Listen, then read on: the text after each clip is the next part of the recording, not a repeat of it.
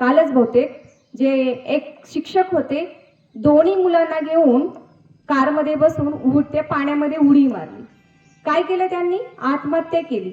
आत्महत्या तर केली, फक्त त्यांनी स्वतः केलं नाही, त्यांच्या 2 मुलांनाही घेऊन केलं. का? म्हणजे मी मुलांवर प्रेम करतो आणि म्हणून मी मुलांना घेऊन असं केलं. का? तर शाळेमध्ये काहीतरी गोष्ट आहे किंवा काहीतरी त्यांना त्रास होता, याच्यासाठी हे आपला आत्महत्याचा प्रकार त्यांचं झालं.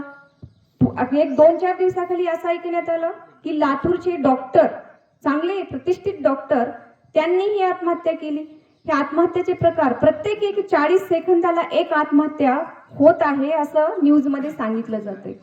मग ही आत्महत्या कोणी काय करतं?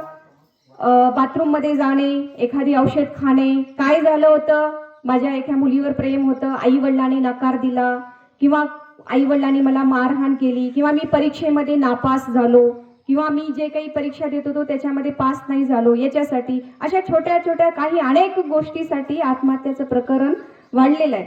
तर हे आत्महत्याचं प्रकरण होऊ नये म्हणून सुरुवातीला काय करायचं असतं की आत्महत्या केली, ही आपण ज्या संसाराला म्हणा किंवा या व्यापाला म्हणा कंटाळून जर आत्महत्या केली, आपली सुटका होणार आहे का? हो, नाही.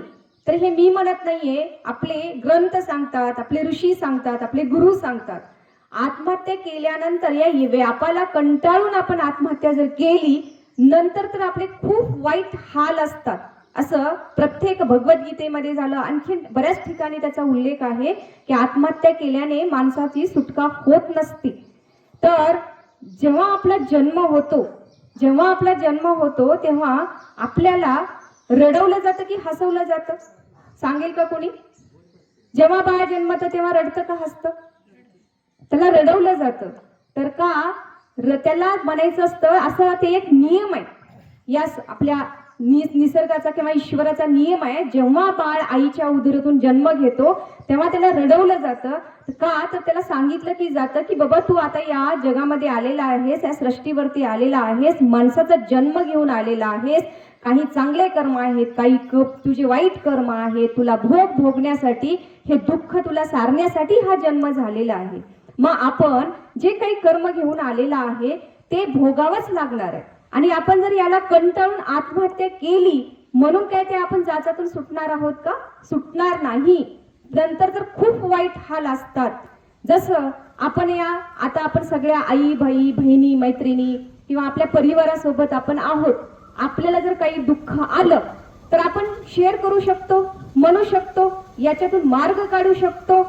जर मला दुःख होतं म्हणून आपण समजा एखादी माणूस प्लेन मध्ये बसून उंच भरारी घेत आहे, मग उंच भरारी घेतल्यानंतर तो वरून काय असतं? वरी फक्त आकाश, कुणाशी काहीच बोलू शकत नाही, तशी ही गत होते. नंतर तर आपण त्याच्यातून काहीच मार्ग काढू शकत नाही.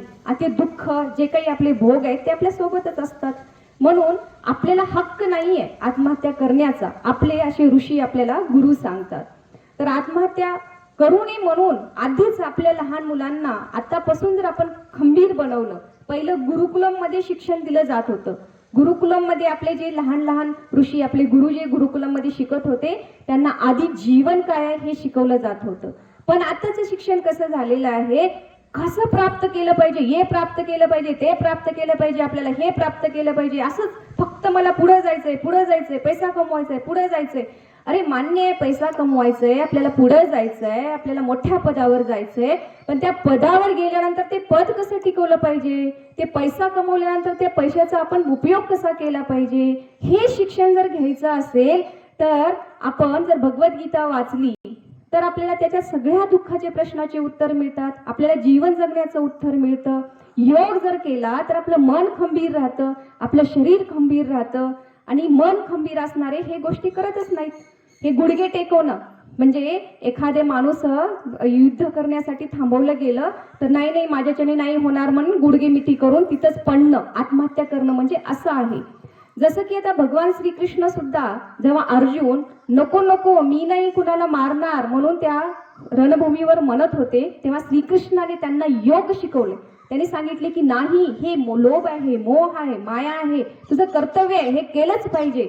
अशा पद्धतीचा हा मार्ग भगवद्गीतेमध्ये आहे. पण आपण काय म्हणतो, आम्हाला नोकरी आहे, आम्हाला पैसे कमवायचे, आम्हाला धंदा आहे, हे भगवद्गीता घेऊन कोण बसणार? बसूया की. वय झाल्यानंतर बसता येतं, थोडं वयस्कर झाल्यानंतर बसता येतं.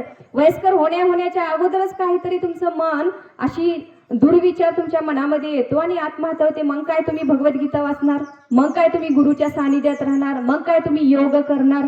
याच्यासाठी लहानपणापासूनच मुलांना ऋषीच्या गुरुच्या सानिध्यामध्ये, भगवद्गीतेमध्ये, योगामध्ये, संत संगतीमध्ये जर तो मूल असेल तर जो काही तो शिक्षण घेत आहे त्या शिक्षणाचाही फायदा होईल, जो काही पैसा कमवलेला आहे तो पैशाचाही उपयोग होईल आणि जो काही या 84 लक्ष योनीनंतर आपल्याला जन्म झालेला आहे त्या जन्माचाही सार्थक तो करेल. तर आत्महत्या करणे म्हणजे दुःखातून आपली मुक्ती होत नसते आणि ते आपल्याला भोगावेच लागतात. म्हणून आपले गुरुच्या सानिध्यात राहून, आपल्या परिवारामध्ये राहून जे काही दुःख आहे त्याचं निवारण करणे हाच एक मार्ग आहे. तर आपल्या या मनाला जो कमजोर मन आहे, आपली जी मेंटॅलिटी कमजोर झालेली आहे त्याला निरोगी करण्यासाठी सर्वात आधी 1 तास योग करावा लागतो. आणि जे डोक्यांनी डिप्रेशनमध्ये, तणावामध्ये गेलेले आहेत त्यांच्यासाठी खूप चांगली चिकित्सा म्हणजे शिरोधारा, जी की मेंटली आपली स्ट्रॉंग बनवण्यासाठी केली जाते. हे माहिती असावं. कधी डोक्याला तेल लावायचं नाही, कधी टाळी वाजवायचं नाही, कधी कीर्तनामध्ये जायचं नाही, कधीच योग करायचा नाही, कधीच शरीराला निरोगी बनवायचं नाही, तर आणि कधीच भगवद्गीता वाचायची नाही. तर असं केल्यानंतर हा असे प्रकार घडणारच आहेत.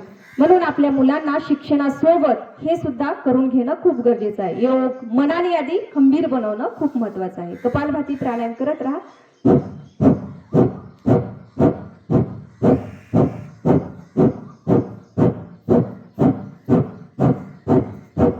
जे शिक्षक घडवणारे आहेत मुलांना, हे तेच जर शिक्षक असं केले तर पुढे काय मुलांनी काय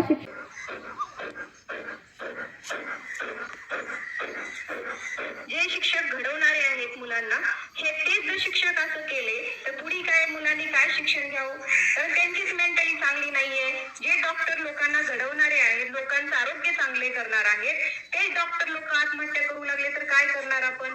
तर याच्यासाठी डॉक्टर असेल, इंजिनियर असेल, शिक्षक असेल, प्रधानमंत्री असेल, आमदार असेल, खासदार असेल, शेतकरी असेल, घरच्या बायका असतील, पुरुष असतील, कुणीही असो, योग करणं खूप आवश्यक आहे. योग हा शरीर, मन, बुद्धी याच्यावर खूप चांगलं काम करतो आणि जे योग करतात ते निरोगी आहेत दोन्ही तिन्ही प्रकारे. जसं आज आधी दैविक, आधी भौतिक, आधी आत्मिक असं जे भोग असतात आपले, आधी आत्मिक भोग म्हणजे आपल्याच मनाने आपल्याला जो त्रास दिलेला असतो तो भोग किंवा ते आपलं दुःख बरं करण्यासाठी, आधी भौतिक म्हणजे दुसरे आपल्याला जे दुःख देतात ते सुद्धा सहन करण्यासाठी, आधी दैविक म्हणजे देवापासून जे आपले भोग असतात ते भोगण्यासाठी सुद्धा आपलं शरीर खंबीर बनतं.